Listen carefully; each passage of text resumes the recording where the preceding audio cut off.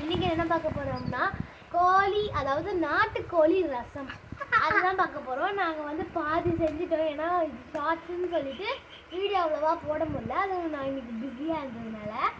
இப்போ என்னென்ன போட்டிருந்தோன்னா, ஃபஸ்ட்டு எனக்கு ஒரு கடாயை வச்சுக்கோங்க. கடாயை வச்சதுக்கப்புறம் எண்ணெய், சோம்பு, அப்புறம் கருவேப்பிலை போட்டு கிண்டாமல் லைட்டாக போட்டதுக்கப்புறம் பட்டை, கிராம்பு, ஸ்டார் அனீஸ் அந்த எல்லாத்தையும்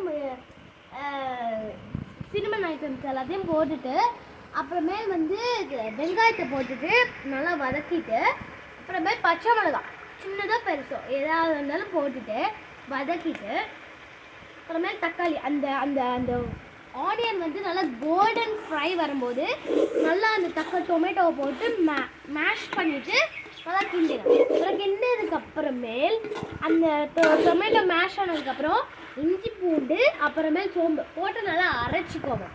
அரைச்சதுக்கப்புறம் அதை போட்டுட்டு நல்லா ஃப்ரை பண்ணிடுங்க. அந்த அந்த பச்சை வாசனை போகிறோன்னே ஃப்ரை பண்ணிவிட்டு சிக்கன் போட்டுருங்க. நாங்கள் வந்து நாட்டுக்கோழி சிக்கன் எடுத்துருக்கோம். நீங்கள் வேணால் இந்த பிராய்லர் கோழி அந்தமாரி ஏதாவது எடுத்துக்கோங்க.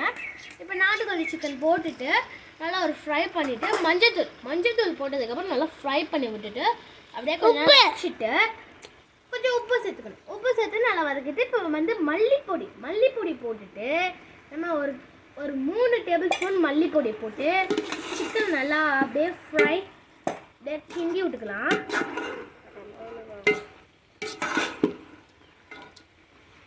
நல்லா கிண்டி விட்டதுக்கப்புறம் வச்சுருங்க கொஞ்ச நேரம்.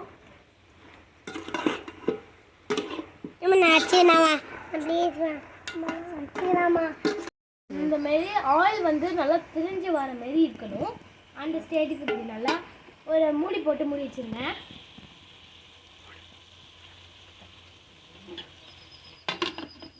அந்த ஆவி வந்து உள்ளே ப்ரெஷர் ஆகி உள்ளே போனதுக்கப்புறம் ஃபாஸ்ட்டாக குக் ஆகிடும்.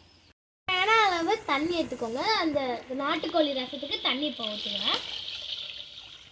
உங்களுக்கு எவ்வளோ தேவைப்படுதோ அவ்வளோ ஊற்றிட்டு நல்லா ஒரு மிக்ஸ் மட்டும் பண்ணி விட்ருங்க. அப்புறம் கொஞ்சம் கல்லுப்பு ஆட் பண்ணிக்கோங்க.